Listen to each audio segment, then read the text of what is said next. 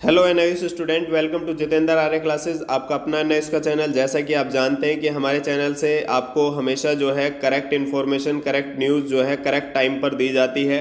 और साथ के साथ हम स्टडी से रिलेटेड, चाहे आपके टीएमए के इशू हो, चाहे क्वेश्चन पेपर के हों, चाहे स्टडी से रिलेटेड चीज़ें हो, चाहे प्रैक्टिकल हो, आपको सारी चीज़ें यहाँ पर इस चैनल पर जो है ऑलराउंडर चैनल है जिस पर आपको सारी चीज़ें मिलती हैं।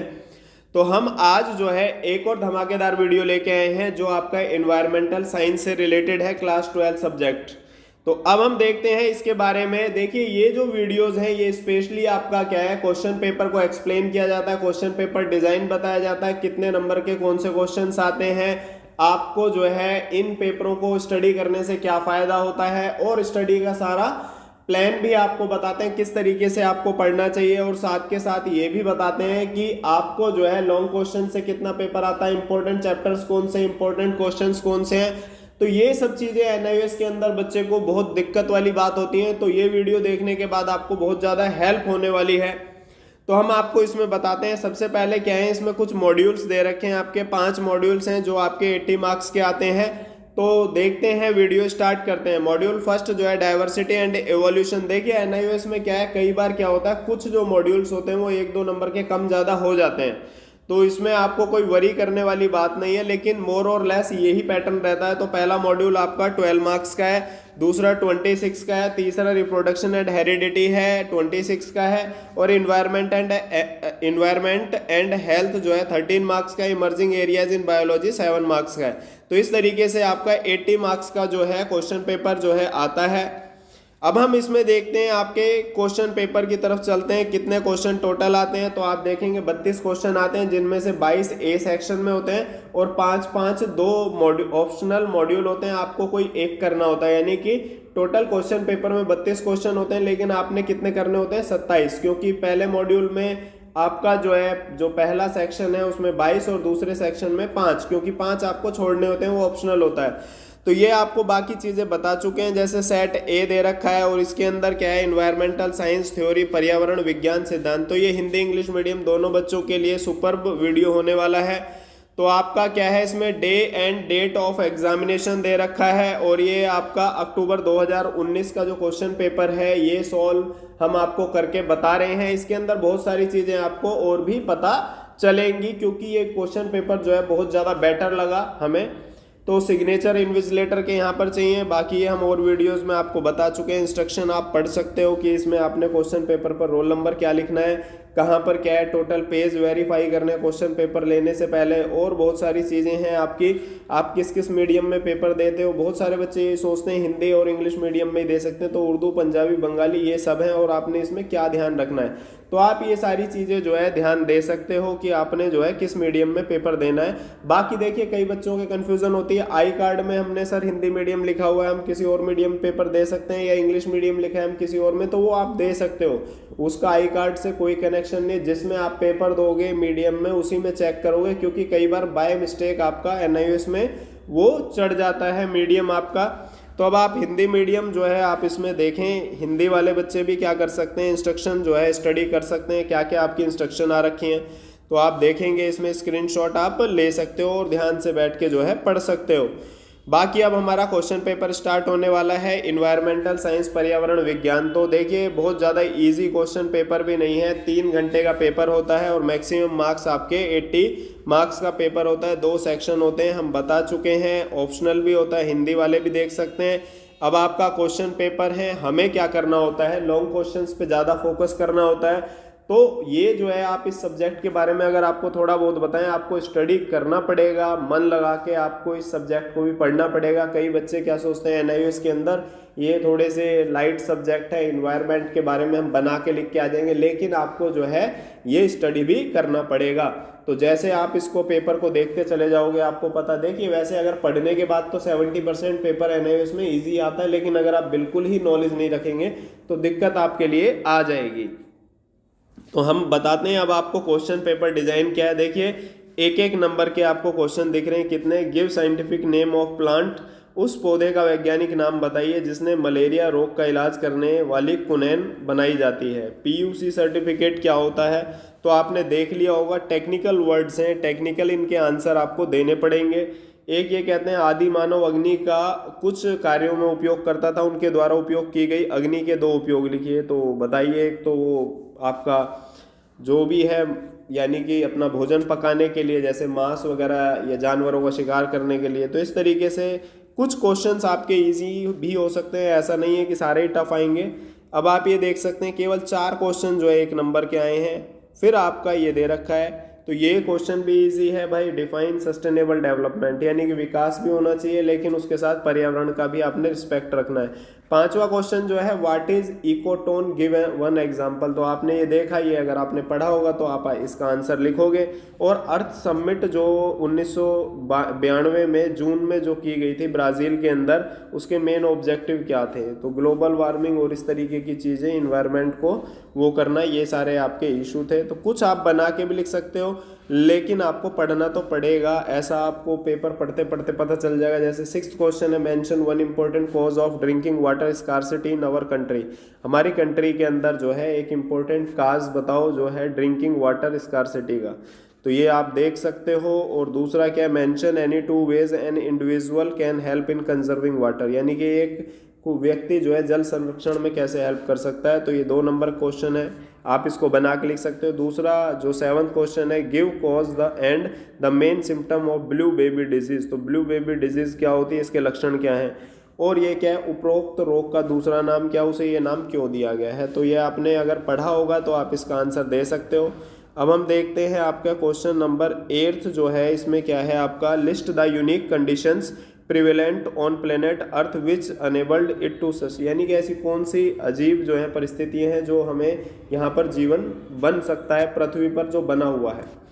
तो 9th क्वेश्चन जो है आपका फिर आता है, ये 9th में आप देख सकते हो, इसमें आपके 2 ऑप्शन है, name the metal obtained from following ores. तो बॉक्साइट से एल्यूमिनियम मिलता है, हेमेटाइट से लोहा मिलता है। तो कुछ क्वेश्चन बहुत कॉमन होते हैं, give the important use of each metal, इनके यूज बताइए।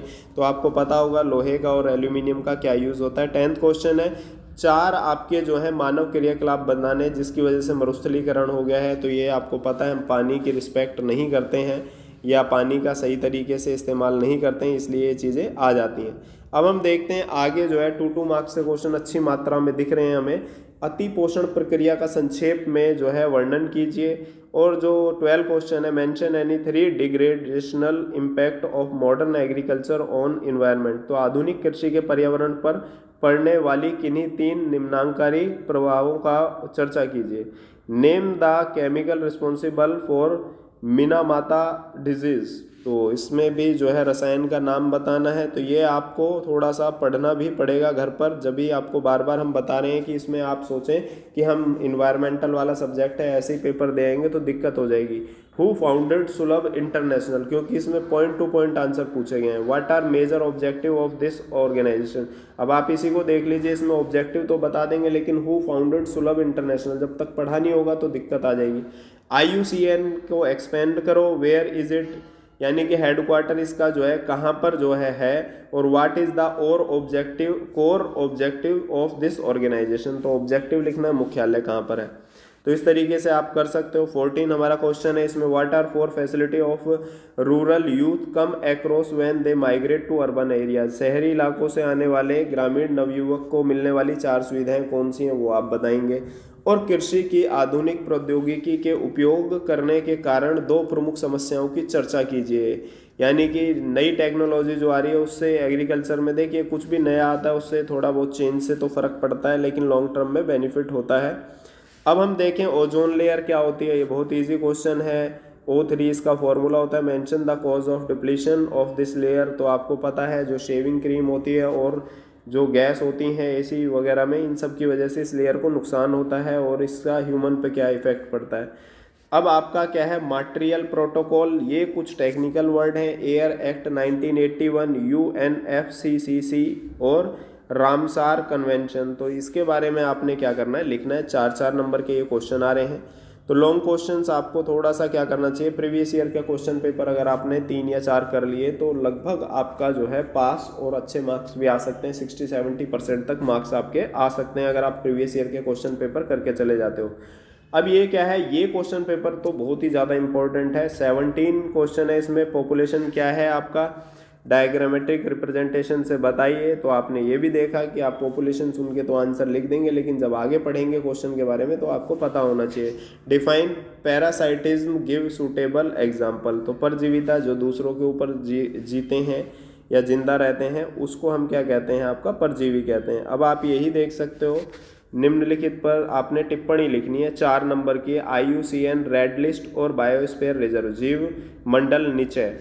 तो आप ये क्वेश्चंस देख सकते हो। फिर आपका 19 क्वेश्चन आ रखा है, मधुमक्खी पालन के 2 प्रयोग बताइए, बहुत आसान है। हरित क्रांति के दौरान क्रांतिकारी गेहूं का नाम लिखिए, उसके 2 प्रमुख लक्षण बताइए।